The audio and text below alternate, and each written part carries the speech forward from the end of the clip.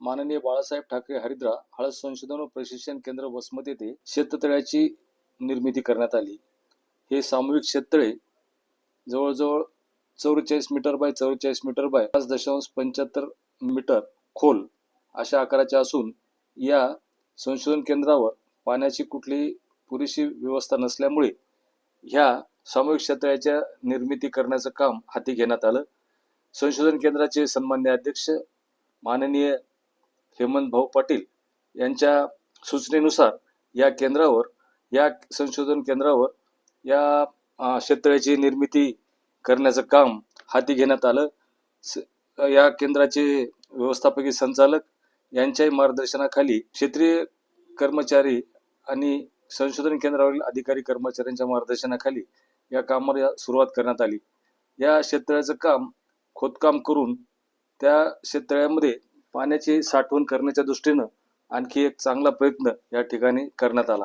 संशोधन केंद्रावर हळदीची लागवड येत्या काळात होणार असल्यामुळं या हळदीच्या विविध वाणांची जोपासना व्हावी, पुरेशा पाण्याची उपलब्धता व्हावी, तसेच इतर काही कामांसाठी या शेततळ्यातील पाण्याचा वापर व्हावा या दृष्टीने या शेततळ्याची निर्मिती केली.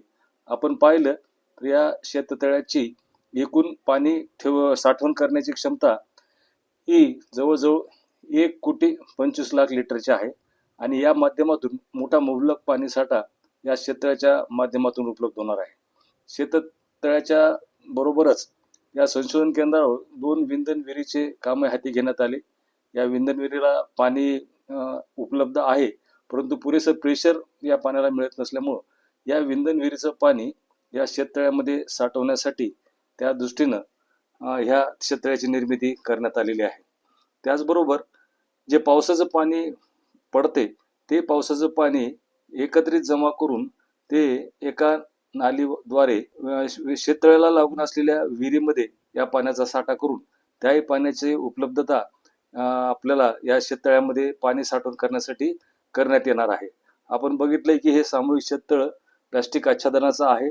या ठिकाणी खोदकाम पूर्ण झाले. प्लास्टिक आच्छादनाचं कामही या ठिकाणी पूर्ण होताना दिसत आहे. हे काम पूर्ण झाल्याच्या नंतर या शेततळ्यालगत असलेल्या विंधन विहिरीचे पाणी या शेततळ्यामध्ये सोडण्यात आले आणि हे संपूर्ण शेततळ या विंधन विहिरीच्या पाण्यामधून ज्यावेळी पूर्ण ऑफ सीझन असतो, कुठल्याही प्रकारचे पीक नसते, अशा वेळी या विंधन विहिरीच्या माध्यमातून या शेततळ्यातील पाण्याचा भरणा किंवा या शेततळ्यात पाण्याचं साठवण आपण या ठिकाणी बघतोय. या ठिकाणी आपण पाहतोय सन्माननीय अध्यक्ष महोदय यांनी बांधकाम चालू असताना तर वेळोवेळी भेट दिल्याच, परंतु त्याचबरोबर शेततळ्याचं काम पूर्ण झाल्याच्या नंतर आणि पाणी साठा झाल्यानंतरही माननीय नामदार हेमंत भाऊ पाटील यांनी या शेततळ्याची पाहणी केली आणि केलेल्या कामाबद्दल त्यांनी समाधान व्यक्त केलं.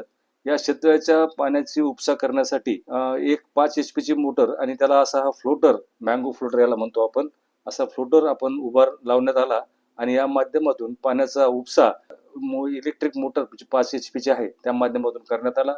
कृषीक्षेत्रावर पाण्याचा वापर योग्य रीतीने होण्यासाठी ठिबक सिंचनाची पण व्यवस्था करण्यात आली.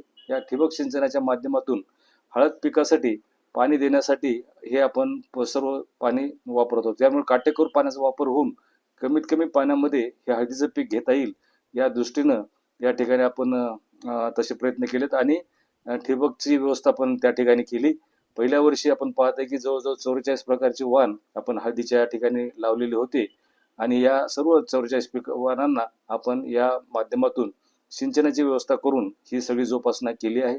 सन्मान्य अध्यक्ष महोदय नामदार हेमंत भाऊ पाटील यांच्या मार्गदर्शनाखाली आणि त्यांच्या संकल्पनेतून या शेततळ्याची आणि या विविध हळदवनांची आपण इथे जोपासना केलेली आहे आणि हे सर्व वाण येत्या काळात आपण शेतकरी बांधवांसाठी लागवडीसाठी उपलब्ध करून देणार आहोत.